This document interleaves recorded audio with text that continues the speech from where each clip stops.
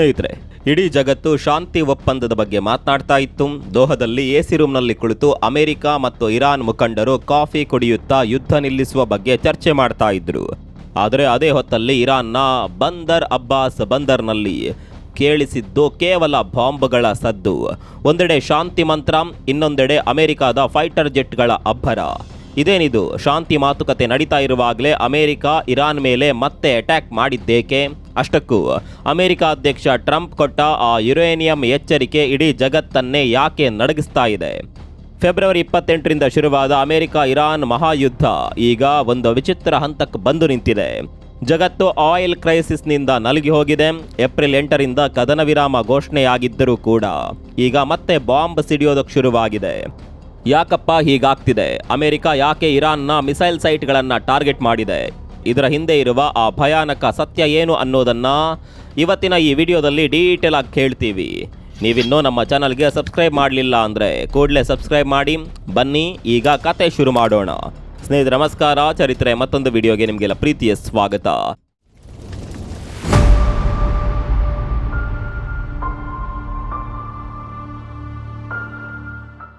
ನೋಡಿ ಸ್ನೇಹಿತರೆ, ಮೊದಲು ನಾವು ಈ ಜಾಗದ ಬಗ್ಗೆ ತಿಳ್ಕೋಬೇಕು. ಬಂದರ್ ಅಬ್ಬಾಸ್ ಇದು ಇರಾನ್ನ ದಕ್ಷಿಣ ಭಾಗದಲ್ಲಿರುವ ಒಂದು ಅತ್ಯಂತ ಸ್ಟ್ರಾಟಜಿಕ್ ಪೋರ್ಟ್ ಸಿಟಿ. ಇಲ್ಲಿ ಇರಾನ್ನ ದೊಡ್ಡ ನೇವಲ್ ಬೇಸ್ ಕೂಡ ಇದೆ. ಇದು ಇರೋದು ಎಲ್ಲಿ ಗೊತ್ತಾ? ಇಡೀ ಜಗತ್ತಿನ ಕುತ್ತಿಗೆ ಅಂತಾನೆ ಕರೆಸಿಕೊಳ್ಳುವ ಹರ್ಮುಜ್ ಜಲಸಂಧಿ ಅಥವಾ ಸ್ಟ್ರೈಟ್ ಆಫ್ ಹರ್ಮುಜ್ನ ಪಕ್ಕದಲ್ಲೇ. ಯೋಚನೆ ಮಾಡಿ, ಇಡೀ ಪ್ರಪಂಚಕ್ಕೆ ಬೇಕಿರುವ ಪೆಟ್ರೋಲ್ ಡೀಸೆಲ್ನಲ್ಲಿ ದೊಡ್ಡ ಭಾಗ ಈ ಪುಟ್ಟ ಜಲಸಂಧಿಯ ಮೂಲಕವೇ ಹೋಗಬೇಕು. ಇರಾನ್ ಇದನ್ನೇ ಅಸ್ತ್ರ ಮಾಡಿಕೊಂಡಿದೆ. ಯುದ್ಧ ಶುರುವಾದಾಗಿನಿಂದ ಈ ರಸ್ತೆಯನ್ನ ಇರಾನ್ ಬ್ಲಾಕ್ ಮಾಡಿದೆ. ಅಮೆರಿಕದ ನೌಕೆಗಳು ಇರಾನ್ ಬಂದರುಗಳನ್ನ ಸುತ್ತುವರೆದಿದೆ. ಇದೆಲ್ಲದರ ನಡುವೆ ಜನರ ಹೊಟ್ಟೆ ಉರಿಯೋದಕ್ಕೆ ಶುರುವಾಗಿದೆ. ಯಾಕಂದ್ರೆ ತೈಲ ಬೆಲೆ ಗಗನಕ್ಕೇರಿದೆ. ಆದರೆ ಕಳೆದ ಕೆಲ ದಿನಗಳಿಂದ ದೋಹಾದಲ್ಲಿ ಶಾಂತಿ ಮಾತುಕತೆ ನಡೀತಾ ಇತ್ತು. ಇನ್ನು ಯುದ್ಧ ಮುಗಿಯುತ್ತೆ ಅಂತ ಎಲ್ಲರೂ ಅಂದ್ಕೊಂಡಿದ್ರು. ಆದರೆ ಏನಾಯ್ತು? ಸೋಮವಾರ ಬೆಳಗ್ಗೆ ಬಂದರ್ ಅಬ್ಬಾಸ್ ವಿಮಾನ ನಿಲ್ದಾಣದ ಹತ್ರ ಜೋರಾದ ಸ್ಫೋಟದ ಸದ್ದು ಕೇಳಿಸ್ತು. ಇರಾನ್ನ ವಾಯು ರಕ್ಷಣಾ ವ್ಯವಸ್ಥೆ ಆಕ್ಟಿವೇಟ್ ಆಯಿತು. ಅಮೆರಿಕದ ಜೆಟ್ಗಳು ಬಂದು ಇರಾನ್ನ ಮಿಸೈಲ್ ಲಾಂಚ್ ಸೈಟ್ಗಳು ಮತ್ತು ಸಣ್ಣ ಸಣ್ಣ ಬೋಟ್ಗಳ ಮೇಲೆ ದಾಳಿ ಮಾಡಿದವು. ಇಂಟ್ರೆಸ್ಟಿಂಗ್ ಸಂಗತಿ ಏನು ಗೊತ್ತಾ? ಇದು ನಮ್ಮ ಆತ್ಮರಕ್ಷಣೆಗಾಗಿ ಮಾಡಿದ ದಾಳಿ ಅಂತ ಅಮೆರಿಕ ಹೇಳ್ತಿದೆ. ಸ್ನೇಹಿತರೆ, ಇಲ್ಲಿ ಒಂದು ವಿಚಾರ ನಿಮಗೆ ಗೊತ್ತಿರಬೇಕು.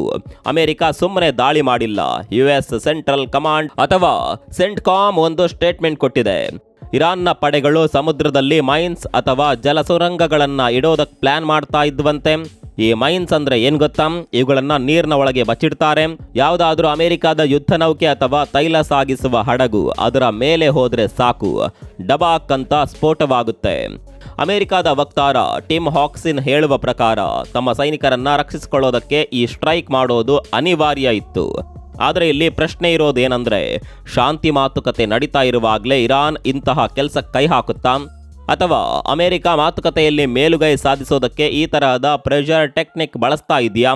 ನೋಡಿ ಸ್ನೇಹಿತರೆ, ದಾಳಿ ಮಾಡಿದ ಜಾಗ ಬಂದರ್ ಅಬ್ಬಾಸ್ ಮಾತ್ರವಲ್ಲ, ಸಿರಿಕ್ ಮತ್ತು ಜಾಸ್ಕ್ ಅನ್ನುವ ಜಾಗಗಳಲ್ಲೂ ಕೂಡ ಸ್ಫೋಟದ ಸದ್ದು ಕೇಳಿಸಿದೆ ಅಂತ ಇರಾನ್ನ ಫಾರ್ಸ್ ನ್ಯೂಸ್ ಏಜೆನ್ಸಿ ವರದಿ ಮಾಡಿದೆ. ಮತ್ತೊಂದು ಕಡೆಯಲ್ಲಿ ಇರಾನ್ ಕೂಡ ಸುಮ್ಮನೆ ಕೂತಿಲ್ಲ.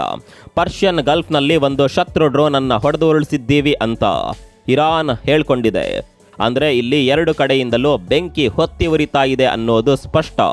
ಇನ್ನೊಂದು ಇಂಟ್ರೆಸ್ಟಿಂಗ್ ವಿಷಯ ಅಂದ್ರೆ, ಅಮೆರಿಕದ ವಿದೇಶಾಂಗ ಕಾರ್ಯದರ್ಶಿ ಮಾರ್ಕೋ ರೂಬಿಯೋ ಅವರು ಈಗಷ್ಟೇ ಇಂಡಿಯಾಗೆ ವಿಸಿಟ್ ಕೊಟ್ಟಿದ್ರು. ಇಲ್ಲಿ ಅವರೇನು ಹೇಳಿದ್ರು ಗೊತ್ತಾ? ಹರ್ಮುಜ್ ಜಲಸಂಧಿ ಓಪನ್ ಆಗಲೇಬೇಕು. ಅದು ಒಂದು ರೀತಿಯಲ್ಲಿ ಆಗಲಿ ಅಥವಾ ಇನ್ನೊಂದು ರೀತಿಯಲ್ಲಿ ಆಗಲಿ, ನಾವದನ್ನು ಓಪನ್ ಮಾಡಿಯೇ ಮಾಡ್ತೀವಿ ಅಂತ ಸ್ಟ್ರಾಂಗ್ ಆಗಿ ವಾರ್ನ್ ಮಾಡಿದ್ರು. ಅಂದ್ರೆ ಅಮೆರಿಕ ತನ್ನ ಶಕ್ತಿಯನ್ನ ತೋರಿಸೋದಕ್ಕೆ ಶುರು ಮಾಡಿದೆ. ಇದೆಲ್ಲ ಒಂದ್ ಕಡೆ ಆದರೆ, ಈಗ ಅಸಲಿ ಬಾಂಬ್ ಸಿಡಿಸಿದ್ದು ಟ್ರಂಪ್. ದಾಳಿ ನಡೆದ ಕೆಲವೇ ಗಂಟೆಗಳಲ್ಲಿ ಟ್ರಂಪ್ ಒಂದು ಸೋಷಿಯಲ್ ಮೀಡಿಯಾ ಪೋಸ್ಟ್ ಹಾಕಿದ್ರು. ಆ ಪೋಸ್ಟ್ ಓದಿದ್ರೆ ಯಾರಿಗಾದ್ರೂ ಮೈ ಜುಮ್ ಎನ್ನುತ್ತೆ. ಟ್ರಂಪ್ ಹೇಳಿದ್ದು ಇಷ್ಟು: ಇರಾನ್ ತನ್ನ ಹತ್ರ ಇರುವ ಎಲ್ಲ ಎನ್ರಿಚ್ಡ್ ಯುರೇನಿಯಂ ಅನ್ನ ತಕ್ಷಣವೇ ಅಮೆರಿಕಕ್ಕೆ ಒಪ್ಪಿಸಬೇಕು, ಇಲ್ಲವೇ ಅದನ್ನ ಇರಾನ್ನಲ್ಲೇ ಅಂತಾರಾಷ್ಟ್ರೀಯ ಸಾಕ್ಷಿಗಳ ಸಮ್ಮುಖದಲ್ಲಿ ನಾಶಪಡಿಸಬೇಕು. ಟ್ರಂಪ್ ಇದನ್ನ ನ್ಯೂಕ್ಲಿಯರ್ ಡಸ್ಟ್ ಅಥವಾ ಪರಮಾಣು ಧೂಳು ಅಂತ ಕರೆದಿದ್ದಾರೆ. ಯೋಚನೆ ಮಾಡಿ ಸ್ನೇಹಿತರೆ, ಇರಾನ್ ಹತ್ರ ಸುಮಾರು 440 kgಯಷ್ಟು 60% ಪ್ಯೂರಿಟಿ ಇರುವ ಯುರೇನಿಯಂ ಇದೆ ಅಂತ ಅಂದಾಜಿಸಲಾಗಿದೆ. ಈ 60% ಅನ್ನ 90%ಗೆ ಕೊಂಡೊಯ್ಯೋದು ಬಹಳ ಸುಲಭ. ಒಮ್ಮೆ ಅದು 90% ಆಯ್ತು ಅಂದ್ರೆ ಸಾಕು, ಇರಾನ್ ಅಣುಬಾಂಬ್ ತಯಾರು ಮಾಡಬಹುದು. ಇಡೀ ಯುದ್ಧದ ಅಸಲಿ ಮೂಲವೇ ಇದು. ಅಮೆರಿಕಾಗೆ ಇರಾನ್ ಅಣುಬಾಂಬ್ ಮಾಡೋದು ಇಷ್ಟವಿಲ್ಲ. ಟ್ರಂಪ್ ಈಗ ಒಪ್ಪಂದದ ಹೆಸರಿನಲ್ಲಿ ಇರಾನ್ನ ಪರಮಾಣು ಕನಸನ್ನೇ ಹೊಸಕಿ ಹಾಕೋದಕ್ಕೆ ಪ್ಲಾನ್ ಮಾಡ್ತಿದ್ದಾರೆ. ನಾವು ಯುದ್ಧ ನಿಲ್ಲಿಸಬೇಕಾ? ಹಾಗಾದ್ರೆ ನಿಮ್ಮ ಯುರೇನಿಯಂ ಅನ್ನ ನಂಬ್ಕೊಡಿ ಅನ್ನೋದು ಟ್ರಂಪ್ ಅವರ ನೇರ ಡಿಮ್ಯಾಂಡ್. ಇರಾನ್ ಇದನ್ನ ಒಪ್ಪುತ್ತಾ? ಸಾಧ್ಯವೇ ಇಲ್ಲ ಅನ್ಸುತ್ತೆ. ಯಾಕಂದ್ರೆ ಇರಾನ್ನ ನ್ಯಾಷನಲ್ ಸೆಕ್ಯೂರಿಟಿ ಕೌನ್ಸಿಲ್ನ ಹೊಸ ನಾಯಕ ಮೊಹಮ್ಮದ್ ಬಗೇರ್ ಒಂದು ಮಾತು ಹೇಳಿದ್ದಾರೆ. ನಾವು ಯಾವುದೇ ಕಾರಣಕ್ಕೂ ಹಿಂದೆ ಸರಿಯಲ್ಲ ಅಂತ ಅವರು ಖಡಕ್ ಆಗಿಯೇ ಹೇಳಿದ್ದಾರೆ. ಅಲ್ಲಿಗೆ ಇರಾನ್ ಅಮೆರಿಕದ ಷರತ್ತನ್ನ ಒಪ್ಕೊಳ್ಳುವ ಸಾಧ್ಯತೆ ತೀರಾ ಅಂದ್ರೆ ತೀರಾ ಕಡಿಮೆ. ಈಗ ನಾವು ಸ್ವಲ್ಪ ಡೀಪ್ ಆಗಿ ಅನಾಲಿಸಿಸ್ ಮಾಡೋಣ. ಯಾಕಪ್ಪ ಇಷ್ಟೆಲ್ಲ ಸರ್ಕಸ್ ನಡೀತಾ ಇದೆ? ಅಮೆರಿಕ ಯಾಕೆ ಇಷ್ಟು ಗಡಿಬಿಡಿ ಮಾಡ್ತಿದೆ? ಮೊದಲೇದಾಗಿ ಇರಾನ್ನ ಸುಪ್ರೀಂ ಲೀಡರ್ ಮೊಜ್ತಬಾ ಖಮೇನಿ ಅವರು ಯುದ್ಧದ ಮೊದಲ ದಿನದಂದು ಇಸ್ರೇಲ್ ನಡೆಸಿದ ದಾಳಿಯಲ್ಲಿ ಗಾಯಗೊಂಡಿದ್ದಾರೆ ಅಂತ ವರದಿಯಾಗಿದೆ. ಅವರು ಈಗ ಎಲ್ಲಿದ್ದಾರೆ ಅನ್ನೋದು ಯಾರಿಗೂ ಗೊತ್ತಿಲ್ಲ. ಅಮೆರಿಕದ ಇಂಟೆಲಿಜೆನ್ಸ್ ಪ್ರಕಾರ ಅವರು ಯಾವುದೋ ರಹಸ್ಯ ಜಾಗದಲ್ಲಿ ಅಡಗಿಕೊಂಡಿದ್ದಾರೆ. ಇದರಿಂದಾಗಿ ಇರಾನ್ನ ಮುಖಂಡರಿಗೆ ತಮ್ಮ ಬಾಸ್ ಜೊತೆ ಕಮ್ಯುನಿಕೇಟ್ ಮಾಡೋದಕ್ಕೆ ಕಷ್ಟ ಆಗ್ತಿದೆ. ಇದನ್ನೇ ಅಮೆರಿಕ ಅಡ್ವಾಂಟೇಜ್ ಆಗಿ ತೆಗೆದುಕೊಳ್ತಾ ಇರಬಹುದು. ಎರಡನೇದಾಗಿ ಅಬ್ರಾಹಂ ಅಕಾರ್ಡ್ಸ್. ಟ್ರಂಪ್ ಅವರ ಪ್ಲಾನ್ ಬಹಳ ದೊಡ್ಡದಿದೆ. ಸೌದಿ ಅರೇಬಿಯಾ, UAE, ಕತಾರ್, ಪಾಕಿಸ್ತಾನದಂತಹ ದೇಶಗಳೆಲ್ಲ ಇಸ್ರೇಲ್ ಜೊತೆ ಒಪ್ಪಂದ ಮಾಡ್ಕೋಬೇಕು ಅನ್ನೋದು ಟ್ರಂಪ್ ಆಸೆ. ಇರಾನ್ ಜೊತೆಗಿನ ಒಪ್ಪಂದಕ್ಕೆ ಇದನ್ನ ಒಂದು ಕಂಡೀಷನ್ ಆಗಿ ಹಾಕಿದ್ದಾರೆ.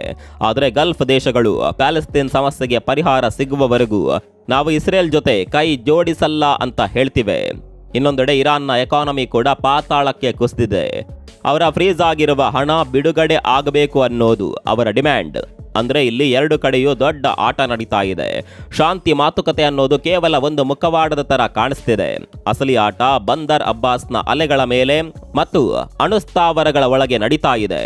ಈಗ ಎಲ್ಲರ ಮನಸ್ಸಿನಲ್ಲಿರುವ ಪ್ರಶ್ನೆ ಒಂದೇ: ಈ ಯುದ್ಧ ನಿಲ್ಲುತ್ತಾ ಅಥವಾ ಇದು ಮೂರನೇ ಮಹಾಯುದ್ಧಕ್ಕೆ ನಾಂದಿ ಹಾಡುತ್ತಾ? ನೋಡಿ ಸ್ನೇಹಿತರೆ, ಸದ್ಯದ ಪರಿಸ್ಥಿತಿಯಲ್ಲಿ 60 ದಿನಗಳ ಕಾಲ ಕದನ ವಿರಾಮವನ್ನ ವಿಸ್ತರಿಸುವ ಬಗ್ಗೆ ಚರ್ಚೆ ನಡೀತಾ ಇದೆ. ಹರ್ಮುಜ್ ಜಲಸಂಧಿಯನ್ನ ಮತ್ತೆ ಓಪನ್ ಮಾಡುವ ಬಗ್ಗೆ ಮಾತುಕತೆ ನಡೀತಾ ಇದೆ. ಇರಾನ್ ಹೇಳುವ ಪ್ರಕಾರ ಒಪ್ಪಂದ ಬಹುತೇಕ ರೆಡಿ ಆಗಿದೆ. ಆದರೆ ಇಮಿನೆಂಟ್ ಅಥವಾ ತಕ್ಷಣವೇ ಸೈನ್ ಆಗೋದು ಕಷ್ಟ. ಇಲ್ಲಿ ಟ್ರಂಪ್ ಅವರ ಸ್ಟೈಲ್ ನಮಗೆಲ್ಲ ಗೊತ್ತು. ಒಂದು ಒಳ್ಳೆ ಡೀಲ್ ಆಗಬೇಕು, ಇಲ್ಲ ಅಂದ್ರೆ ಡೀಲ್ ಇರಬಾರ್ದು ಅನ್ನೋದು ಅವರ ಪಾಲಿಸಿ. ಒಂದು ವೇಳೆ ಇರಾನ್ ತನ್ನ ಯುರೇನಿಯಂ ಕೊಡೋದಕ್ಕೆ ಒಪ್ಪದೇ ಇದ್ರೆ ಅಮೆರಿಕ ಇನ್ನೂ ದೊಡ್ಡ ಮಟ್ಟದ ದಾಳಿ ಮಾಡಿದ್ರು ಆಶ್ಚರ್ಯವಿಲ್ಲ. ಇತ್ತ ಇರಾನ್ ಕೂಡ ತನ್ನ ಮಿಸೈಲ್ಗಳನ್ನ ರೆಡಿ ಮಾಡಿಟ್ಕೊಂಡಿದೆ. ಬರುವ ದಿನಗಳು ಇಡೀ ಮಧ್ಯಪ್ರಾಚ್ಯದ ಭವಿಷ್ಯವನ್ನ ನಿರ್ಧರಿಸುತ್ತವೆ. ಬಂದರ್ ಅಬ್ಬಾಸ್ನ ಆಕಾಶದಲ್ಲಿ ಕಾಣಿಸಿದ ಆ ಕೆಂಪು ಬಣ್ಣದ ಸ್ಫೋಟಗಳು ನಮಗೆ ಒಂದು ಎಚ್ಚರಿಕೆ ನೀಡ್ತಿವೆ. ಪ್ರಪಂಚದ ಶಾಂತಿ ಅನ್ನೋದು ಎಷ್ಟು ಸೂಕ್ಷ್ಮವಾಗಿದೆ ಅನ್ನೋದಕ್ಕೆ ಇದೇ ಸಾಕ್ಷಿ. ನಾಯಕರು ಎಸಿ ರೂಮ್ನಲ್ಲಿ ಕೂತು ಶಾಂತಿ ಮಾತನಾಡಬಹುದು, ಆದರೆ ಯುದ್ಧ ಭೂಮಿಯಲ್ಲಿ ಸಾಯೋದು ಸೈನಿಕರು ಮತ್ತು ಸಾಮಾನ್ಯ ಜನರು. ಟ್ರಂಪ್ ಅವರ ನ್ಯೂಕ್ಲಿಯರ್ ಡಸ್ಟ್ ಎಚ್ಚರಿಕೆ ಕೇವಲ ಇರಾನ್ಗೆ ಮಾತ್ರವಲ್ಲ, ಇಡೀ ಜಗತ್ತಿಗೆ ಒಂದು ಸಂದೇಶ.